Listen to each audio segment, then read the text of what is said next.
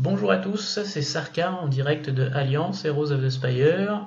Je vais vous montrer encore un combat d'arène. J'en ai fait un tout à l'heure, alors j'espère que je pourrai faire autre chose. Alors là on est sur une speed team. Ouais. On est sur une speed team.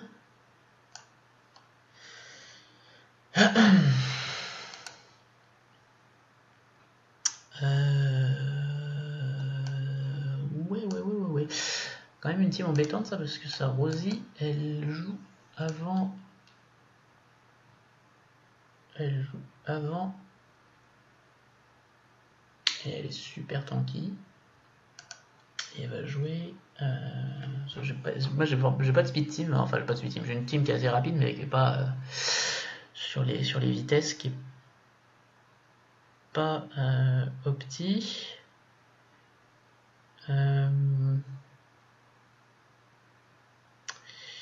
Ok, je sais ce que je vais faire.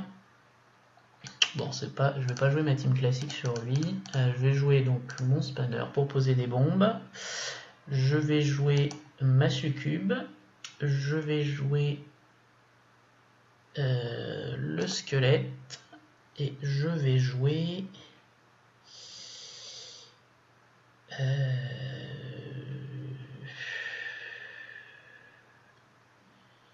Qui c'est que je vais jouer en dernier?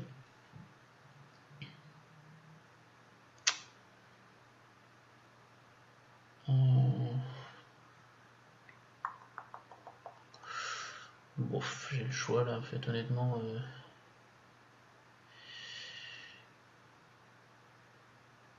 Honnêtement, j'ai le choix.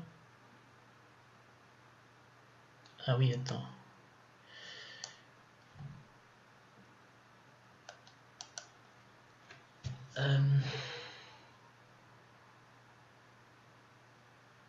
Non, en fait, j'ai pas le choix.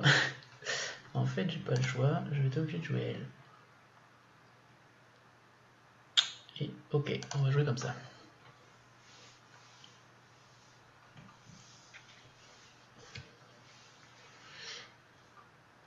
Donc après, je vais vous expliquer pourquoi sur cette combinaison. J'ai choisi cette combinaison, donc je vous montrerai sur le replay. Alors, ok. Donc, hop. Et ensuite, hop.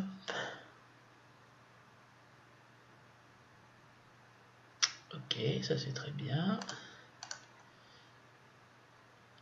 Voilà, c'est parfait, c'était ce que je voulais. C'est de lui. Je vais shoot le auto.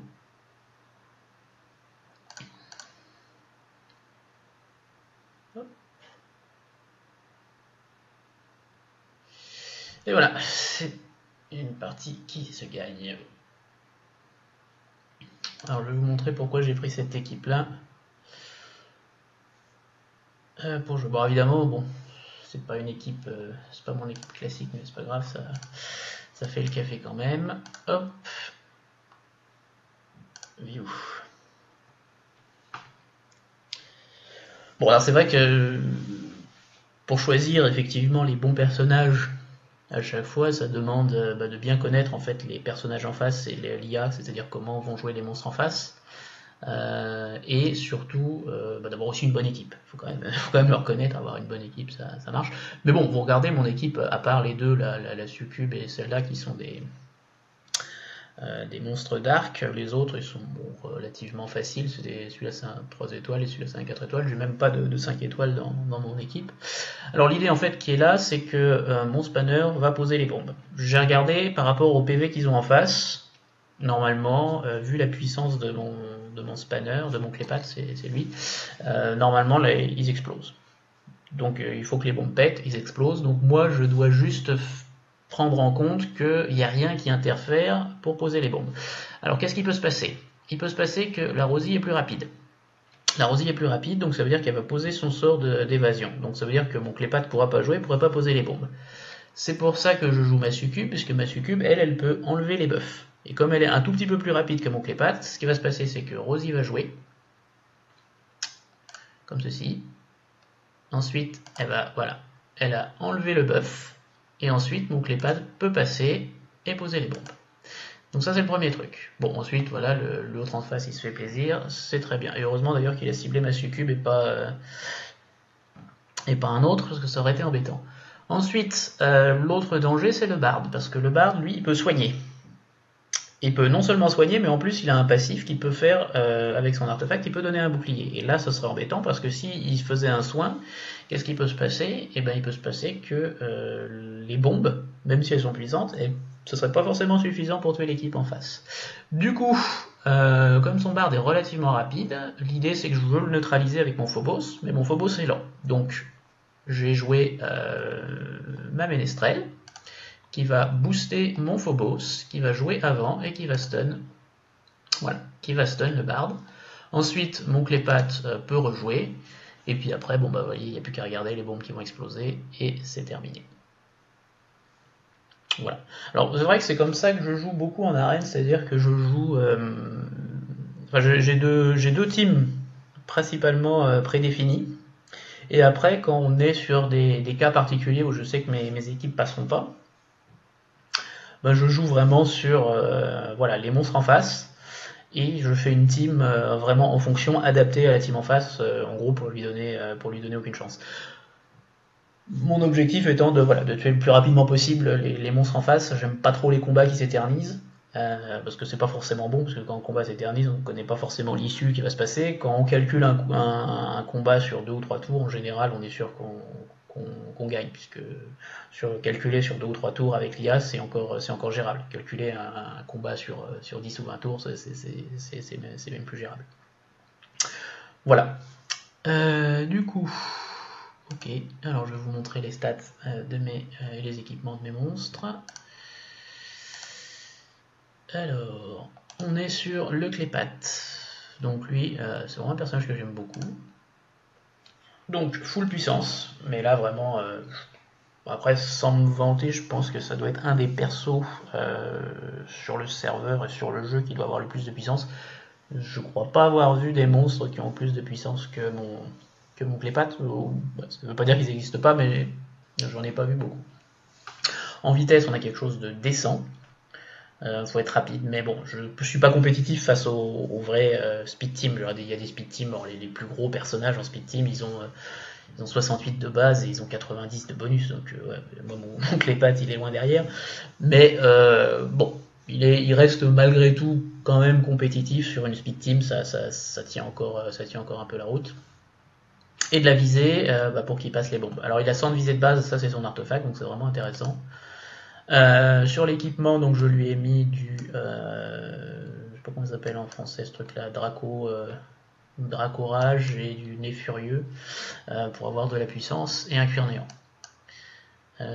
Cuir néant, donc maximum de slots de puissance et puis vitesse sur les équipements, il y a besoin de vitesse.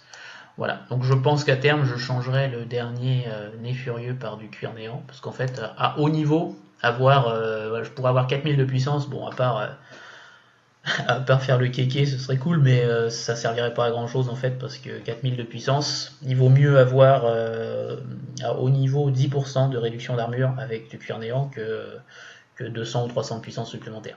Donc à part montrer que voilà, je suis le plus balèze, tout ça, sinon ça n'a absolument aucun intérêt, donc il vaut mieux diminuer un peu la puissance même de 200 et avoir du cuir néant, voilà. Ou alors il faudrait jouer, il faut vraiment avoir voilà, genre mettons 5000 de puissance de base et jouer avec un bonus puissance offert par un Barbarossa ou quelqu'un d'autre, mais bon voilà. Ça demanderait une autre configuration d'équipe et pour l'instant je joue pas comme ça, donc voilà. Ma succube, donc ma succube elle est speed tune un tout petit peu plus rapide que mon spanner, justement pour le cas que je vous ai montré dans l'arène, donc elle est full vitesse, PV, un petit peu d'armure, tanky, et elle, son but c'est maximum de visée. Donc elle, son job c'est, son équipement, excusez-moi, c'est du cuir néant et je sais plus comment il s'appelle, l'autre set, cuir obscur, un truc comme ça.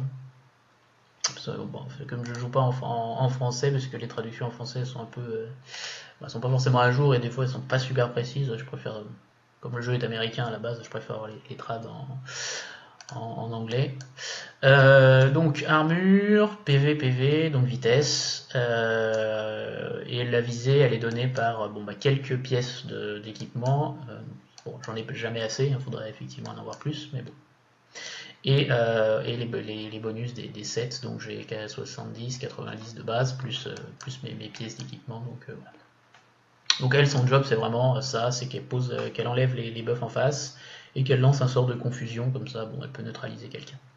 Phobos, donc Phobos, lui, c'est un perso que j'ai construit comme un tank, donc lui, bon, je l'ai déjà dit dans plusieurs vidéos, l'intérêt de Phobos, c'est vraiment les skills, et le contrôle qu'il procure. Donc le contrôle avec son stun, son sentence de mort et son passif. Hormis ça, Phobos en fait en termes d'attaque il vaut pas grand chose. Il y a des persos qui font bien mieux que lui, mais par contre ces trois sorts là, ce panel de sorts il est vraiment monstrueux. Donc l'idée c'est qu'il faut max viser pour que tous les sorts passent, tous les debuffs passent. Et puis il faut qu'il ait le temps de poser tous ses debuffs et qu'il ait le temps de jouer tous ses sorts, donc il faut qu'il soit build le maximum tanky que je peux pour qu'il claque pas, pour qu'il soit pas trop fragile. En équipement donc du sorce-pierre pour que ses debuffs soient plus efficaces, et cuir néant pour avoir plus de visée. Et enfin la Clara, donc la Clara c'est le ménestrel, donc elle est là principalement pour son boost de vitesse, mais après elle peut jouer aussi dans d'autres configurations, mais là en tout cas je m'en sers pour le boost de vitesse qu'elle procure avec son skill 2. Et après il faut qu'elle soit tanky, pareil, pour les mêmes raisons, pas qu'elle crève trop facilement. En équipement, on est sur du critique, sorce-pierre. Donc critique forcément, parce que le sorce-pierre a besoin de critique. Et voilà, donc l'idée c'est que ces buffs, pardon, elle ne pose pas de debuffs, mais elle pose des buffs. Il faut qu'ils soient le plus efficace possible. Voilà, excusez-moi, j'ai fait le tour sur cette vidéo. Voilà, si vous voulez regarder d'autres vidéos, vous pouvez consulter ma chaîne. Je vais arrêter là et je vous dis à bientôt. Salut!